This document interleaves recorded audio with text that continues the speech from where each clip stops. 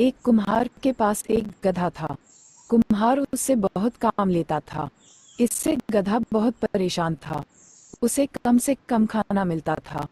सुबह सवेरे कुम्हार उस पर बैठकर मिट्टी लेने चला जाता, एक जगह मिट्टी खोदकर उस पर लाद देता था और वह घर के लिए चल पड़ता था। कुछ दिन बाद बरसात शुरू हो गई। कुम्हार ने अपनी पत्नी से कहा, बरसात शुरू हो गई है, न तो अब मिट्टी मिलेगी न अब बर्तन सूखेंगे, अब इस गधे का क्या करें, 4 महीने तक इसे खी। कुम्हार की पत्नी ने कहा, आप चिंता क्यों करते हो, आप गांव के बाजार में जाकर खड़े हो जाओ, बाजार में व्यापारी आते हैं, उन्हें सामान ढोने के लिए खच्चर की जरूरत होती है, आप इसे ले जाकर इससे बोझा उठवाइए, इससे पैसे भी मिलेंगे और इसके खाने की चिंता भी नहीं करनी पड़ेगी। कुम्हार अगले दिन बाजार में पहुंच जाता है। वहां से वह बोझा तय करके गधे पर रख देता था। खाली समय में गधा अन्य गधों के साथ खड़ा रहता था। गधा दूसरे गधे से कहता, भाई तुम्हारा मालिक भी क्या ऐसा ही करता है, मेरा तो बहुत मेहनत करवाता है। दूसरा गधा उससे कहता है, भाई मालिक तो सभी एक से होते हैं, लेकिन मैं तो अपनी बुद्धि से उसे बेवकूफ बनाता हूँ। जैसे मेरे मालिक ने कल मेरी पीठ पर नमक लाद दिया और मुझे नदी के रास्ते जाना था। मैं जैसे ही नदी में उतरा, मैं थोड़ी थोड़ी देर में थोड़ा नीचे हो जाता, जिससे नमक पानी में घुल जाता और मेरा बोझा कम हो जाता था। गधे को भी समझ आ गई। उसके मालिक ने अगले दिन उसकी पीठ पर कपड़ों के गट्ठर लाद दिए। गधा जैसे ही नदी में गया, उसे दूसरे गधे की बात याद आ गई। वह बार बार नीचे बैठने लगा, लेकिन ये क्या, जैसे ही वह नीचे बैठकर उठा, उसका गट्ठर और भारी हो गया। कपड़े पानी में भीग गए और कपड़ों में पानी भर जाने के कारण वे और भारी भारी हो गए। गीले कपड़े देखकर कुम्हार को गुस्सा आया। उसने गधे को और मारा। इस तरह गधा बहुत परेशान हो गया। अगले दिन उसने दूसरे गधे को सारी बात बताई। ये सुनकर वह हंसने लगा। उसने कहा, तू गधा होने के साथ साथ मूर्ख भी है। ये सुनकर गधे को बहुत बुरा लगा। उसने सोचा, इसकी बातों में आकर पिटाई भी हुई, ज्यादा बोझ भी उठाना पड़ा, इससे तो ईमानदारी से काम करना ही ठीक है। शिक्षा। मित्रों, इससे हमें ये शिक्षा मिलती है कि अपना काम ईमानदारी से करना चाहिए, मेहनत से घबराना नहीं चाहिए और दूसरों की सीख आंख बंद करके नहीं माननी चाहिए। एक गांव में गोलू नाम का एक छोटा बच्चा था। एक दिन वह घर के बाहर खेल रहा था।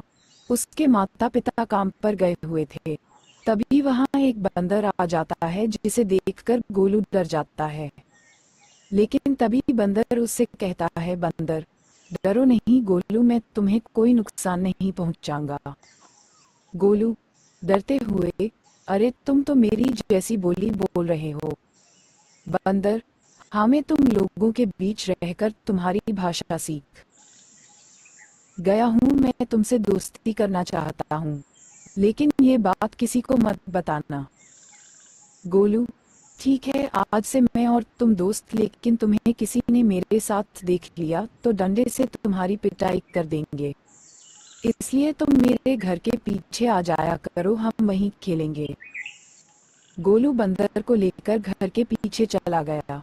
वहां दोनों बहुत देर तक खेलते रहे। शाम के समय बंदर ने कहा, बंदर, गोलू अब मैं जा रहा हूँ, तुम्हारे माता पिता आने वाले होंगे। उसके बाद बंदर चला गया।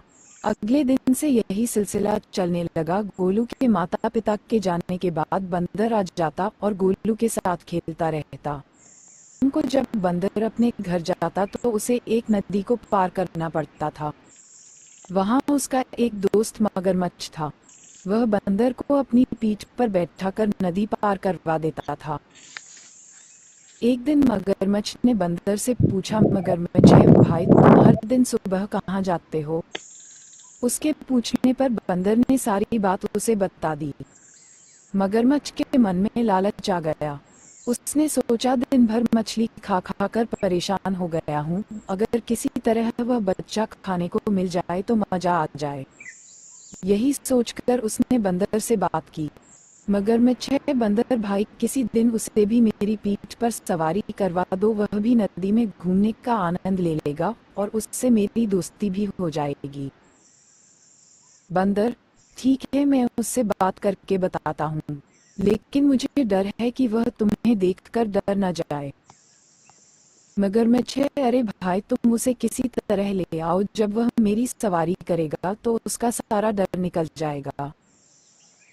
बंदर ने यह बात गोलू को बताई। पहले तो गोलू डरा, लेकिन फिर बंदर के समझाने पर और नदी में घूमने के लिए वह तैयार हो गया। अगले दिन दोपहर को बंदर गोलू को लेकर नदी के किनारे पहुंच गया। बंदर ने मगरमच्छ को आवाज दी। थोड़ी देर में मगरमच्छ किनारे पर आ गया।